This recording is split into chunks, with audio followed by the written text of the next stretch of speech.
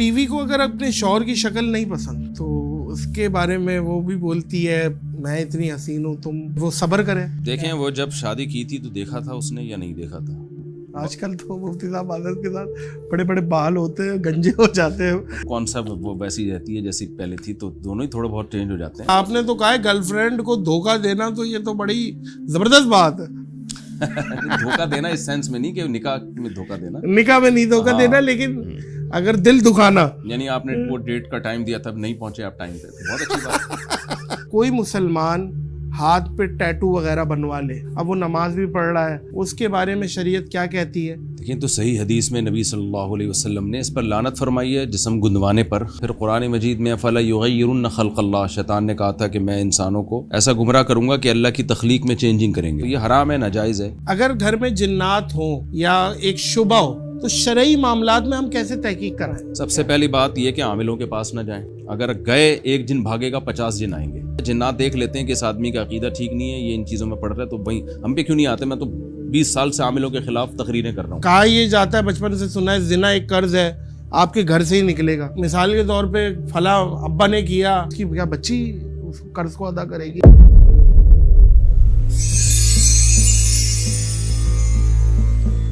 اللہم صلی علی سیدنا و مولانا محمد وعلی آلہ وصحبہ وبارک وسلم وصلی علیہ. السلام علیکم ورحمۃ اللہ. معزز خواتین و حضرات, علم اور عالم کی ایک اور نشست میں موجود ہوں, اور آج کے جو مہمان ہیں وہ میرے دل کے بڑے قریب, میرے دماغ کے بھی بہت قریب, اور میری احساس اور میرے فیوریٹ. میں مطلب ان کے بارے میں کیا کہوں, وہ اپنی فیلڈ میں ایک ہے اور بہترین زبردست انسان, مفتی طارق مسعود. السلام علیکم. وعلیکم السلام ورحمۃ اللہ وبرکاتہ. سر بڑی مہربانی, بہت شکریہ.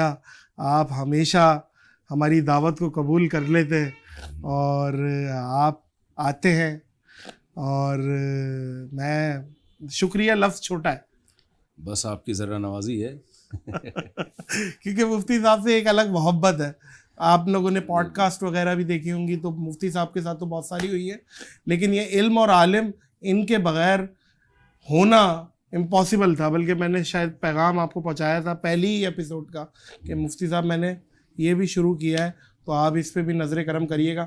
مفتی صاحب, اچھا کوئی مسلمان ہاتھ پہ ٹیٹو وغیرہ بنوا لے, ایک تو یہ کتنا گناہ ہے یہ بھی بتا دیں, اور اگر بنوا لیا ہے اب مشینی ٹیٹو, اب وہ نماز بھی پڑھ رہا ہے اور وہ چھٹ بھی نہیں سکتا, اس کے بارے میں شریعت کیا کہتی ہے؟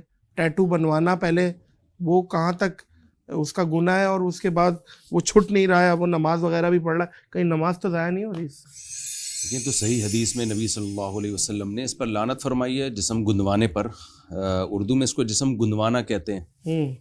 تو صحیح حدیث میں اس پہ لعنت ہے. پھر قرآن مجید میں فَلَا يُغَيِّرُنَّ خَلْقَ اللَّهِ, شیطان نے کہا تھا کہ میں انسانوں کو ایسا گمراہ کروں گا کہ اللہ کی تخلیق میں چینجنگ کریں گے. وہ اس سے بڑی کوئی چینجنگ ہو نہیں سکتی ہے کہ اللہ نے آپ کی ایک اسکن بنائی ہے, آپ نے اس کو کھود کے اس کے اندر اپنا نام ڈال دیا, تو یہ حرام ہے, ناجائز ہے.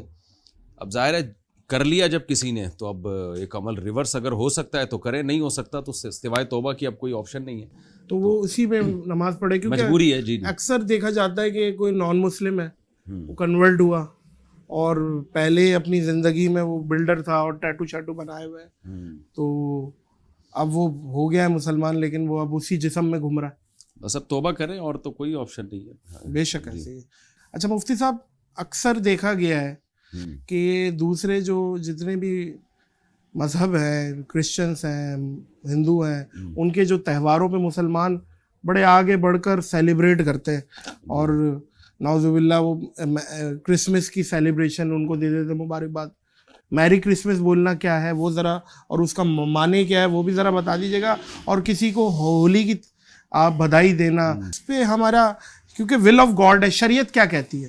جی دیکھیں, نبی صلی اللہ علیہ وسلم نے مذہبی رسومات میں غیر مسلموں کی مشابہت سے منع کیا ہے. ان کو مذہب میں آپ شریک نہیں ہو سکتے کسی بھی لحاظ سے. تو ہمیں 2 عیدیں دی گئی ہیں, عید الفطر, عید الاضحیٰ. تو میری کرسمس ہے یا اس طرح کے ہندوؤں کو ان کی جو ان کے بھی تہوار ہوتے ہیں اس موقع پر مبارکباد دینا اسلام میں جائز نہیں ہے. یعنی ان کے مذہبی تہواروں کو. لوگ یہاں پر ایک اشکال کرتے ہیں کہ دو اشکالات عام طور پہ کیے جاتے ہیں. ایک یہ کہ وہ بھی تو آپ کو عید میں مبارکباد دیتے ہیں, وہ بھی دیتے ہیں, اس وقت تو لے لیتے ہو, اس وقت تو کیچ کر لیتے ہو, اور جب پھر کیا, ہاں ٹھیک ہے نا. اور دوسری بات یہ کہ اسلام تو ایک امن اور محبت کا درس دیتا ہے. درس دیتا ہے. تو قرآن مجید نے غیر مسلموں کے ساتھ اچھے سلوک کا الگ سے ہمیں حکم دیا ہے. بے شک. لا ينهاكم الله عن الذين لم يقاتلوكم في الدين ولم يخرجوكم من دياركم ان تبروهم, کہ جو غیر مسلم میدان جنگ میں لڑتے نہیں ہیں تو اللہ تمہیں حکم دیتا ہے کہ ان سے اچھا سلوک کرو. اللہ تمہیں اچھے سلوک سے منع نہیں کرتا. صحیح. اللہ اچھے سلوک کرنے والوں کو پسند کرتا ہے, اللہ نے قرآن میں کہا. ہم دیکھتے ہیں صحابہ کرام میں, خود نبی کی سیرت میں آپ یہودیوں کو ہدیے بھیجا کرتے تھے. آپ کی زوجہ حضرت صفیہ وہ یہودی خاندان سے تھی, وہ یہودیوں کو گفٹ دیا کرتی تھیں کہ میرے رشتہ دار ہیں یہ. صحیح. تو اچھے سلوک کا ہمیں حکم ہے. آپ کا پڑوسی ہے, کوئی بھی ہے, آپ جس ملک میں رہتے ہیں وہاں غیر مسلموں سے آپ اچھا سلوک کریں. اس میں تو یہ تو اجماع امت سے یہ بات ثابت ہے. ابھی یہ جو کرسمس لیکن گزری اچھے ہے, سلوک کی ایک لمٹ ہے, مذہب میں نہیں. اکثر لوگ کہتے ہیں بھائی وہ آپ کو عید کی مبارکباد دیتے ہیں تو آپ کیوں نہیں دے سکتے. بھائی بات یہ ہے کہ اگر کوئی ہندو مسجد میں آتا ہو, آنے پر پابندی نہیں ہے, تو کیا آپ کے لیے جائز ہوگا آپ مندر میں جا کے عبادت کریں؟ بے شک. اگر کوئی ہندو آپ کے ساتھ نماز پڑھنے لگتے ہیں کہ بھئی ہم دیکھنا چاہتے ہیں نماز میں کیا ہے, تو ٹھیک ہے, موسٹ ویلکم, آپ 100 دفعہ آئیں. لیکن کیا آپ کے لیے جائز ہوگا کہ آپ ان کے بتوں کے سامنے جھک جائیں جا کے؟ تو یہ تو ایک لمٹ ہے نا. اسلام اور غیر اسلام پھر مرج ہو جائے گا آپس میں. تو اللہ تعالیٰ کا ایک جب دین ہے تو اللہ نے کہا اس کو آپ نے ایک الگ رکھنا ہے, اس کو مرج نہیں ہونے دینا. اس لیے مسلمان کو اللہ نے عیدیں دی. میں اتنا گاڑا فتویٰ تو نہیں دے رہا کہ جو میری کرسمس بول دے وہ ایمان دوبارہ لائے. اچھا. کیونکہ لوگوں کو نہیں پتا ہوتا, میری کرسمس کی ڈیپ میں نہیں جاتے. تو آج آپ میری کرسمس کا ویڈیو مطلب کی لوگ یہ سمجھتے ہیں کہ بھائی مبارکباد, آگے صحیح اتنی ڈیپتھ میں نہیں جاتے. تو ایمان اور کفر کے فتوے میں بہت احتیاط کی ضرورت ہوتی ہے. صحیح ہے. کسی کا مقصد حضرت عیسیٰ کو اللہ کا بیٹا قرار دینا نہیں ہوتا. ٹھیک ہے. مسلمانوں کا یہ عقیدہ ہے کہ اللہ کا کوئی بیٹا نہیں ہے, لم یلد ولم یولد. صحیح ہے. تو میری کرسمس ایک ٹرم بن چکی ہے, اصطلاح بن چکی ہے. اس کے حقیقی معنی کیا ہے وہ لوگوں کے پیش نظر نہیں ہوتے. اس کا وہ مفہوم ہوتا ہے, جیسے میں کہتا ہوں نا, لوگ کہتے ہیں اتنی صلواتیں سنا کے چلا گیا. صلوات کا لفظ تو اب درود کے معنی میں اور نمازوں کے معنی میں آتا ہے. تو اب کیا بولیں گے اس نے درود کا مذاق اڑایا؟ نہیں بھائی, صلوات جب وہ لفظ کسی اور سینس میں استعمال ہوتا ہے تو اس کا مفہوم کچھ اور ہوتا ہے. بالکل ہے. لغت جو ہے نا, لغت اتنی پیچیدگیوں میں نہیں جاتی ہے. کوئی بھی زبان, کوئی بھی لینگویج جو ہے وہ دیکھتی ہے کہ اس کا لوگ کیا مطلب لے رہے ہیں. اکثر یہ کرسمس کے اصل معنی جو بھی ہیں لوگ اس کا یہ مطلب نہیں لے رہے ہوتے. لوگ نہیں لے رہے, لیکن بولنا نہیں چاہیے. نہیں بولنا چاہیے, بالکل لبے لبابی ہے. جی جی.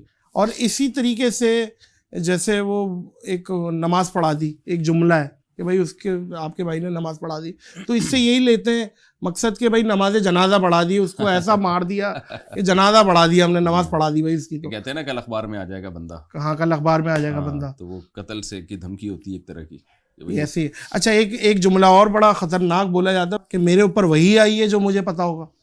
نہیں, میں سمجھتا ہوں یہ ایسے اتنا نہیں آج کل سختی ہونی چاہیے. آج کل لوگ اتنی چیزوں کو پکڑ کے فتوے بھی لگاتے ہیں. یہ تو ایک نارمل روٹین میں آدمی کہتا ہے کہ میرے اوپر کیا وہی آئی ہے جو میں بتاؤں گا. ظاہر ہے میں پیغمبر نہیں ہوں تو میں نہیں بتا سکتا. اس میں میرا خیال ہے کوئی غلط جملہ نہیں ہے.